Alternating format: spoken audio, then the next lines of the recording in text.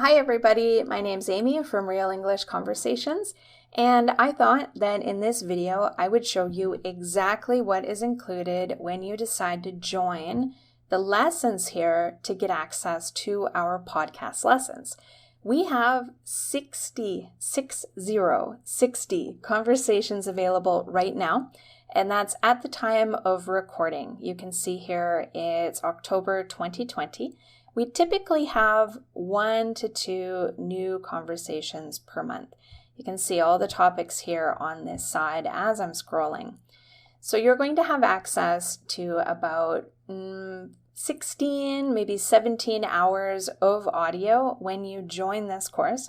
Every single lesson has the audio for download, a PDF transcription, and some of the lessons have some highlighted vocabulary with some examples and exercises, and other lessons are just the audio with the transcript. And you might think, why is it different? Why do you have some lessons with vocabulary, some with exercises, but not everything? And that's because over the period of 5 years since we started in 2015, we have changed a lot. We started out only doing a podcast, but over the past 5 years, we knew that there was a need from our students to improve their speaking, and they were looking for a more complete online course. So we also offer that sort of training. But for this one here, this is specifically audio and transcripts. So I'm going to show you a couple of examples of our lessons so that you can understand what's included. Let's start with this one here, which is called Airport Travel. And in this conversation, we have the different downloads here, MP3, the slow version of the audio, it's about 15% slower, and the PDF transcription. This is great if you like to print off the transcription and make notes while you're studying. But if you're more of an online study person, we have this feature here, which is called Take Notes, and you can actually copy things from the page and put it in your notes for later. And you can either review them online, or if you want, you can print your notes that you took for the conversation. So this is something you'll have access to as long as you sign up for this course. You're going to have access to this as well.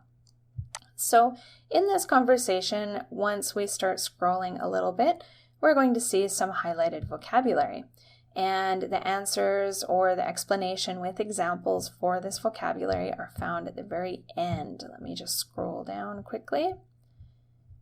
And you can see here that we have the explanation and a couple of examples to help you to understand.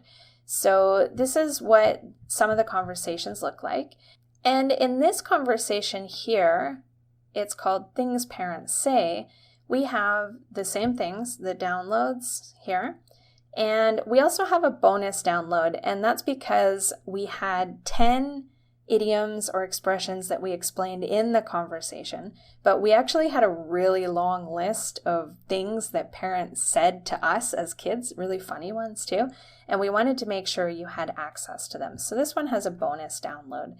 And as you're scrolling down, you're going to notice that we don't have anything highlighted here, but there still are a lot of things that you can learn. And the reason why I decided not to include highlighted vocabulary at this point is because I realized intermediate and advanced level learners all know different things. You have all learned different vocabulary and been exposed to different expressions and different things. It's very difficult for me to know which words you don't know, but you know whether you understand something or not. So in our courses, I actually teach people how to study English and understand how to extract things and translate things really well to understand it. But I'm going to show you a small example here with something funny that we said in the conversation. And it was this phrase here: it feels like I'm talking to a brick wall. Okay, so I'm going to highlight this and show you one of my favorite translating tools that is really good for phrases and really things that are more than one word. If it's one word, you can use a dictionary, But when you have a phrase, you need something that really can process the entire phrase. So this one here, for example, this is the website. It's called Reverso Context, and I already have it pasted in here. I have it set to translate from English to Japanese in this case, okay?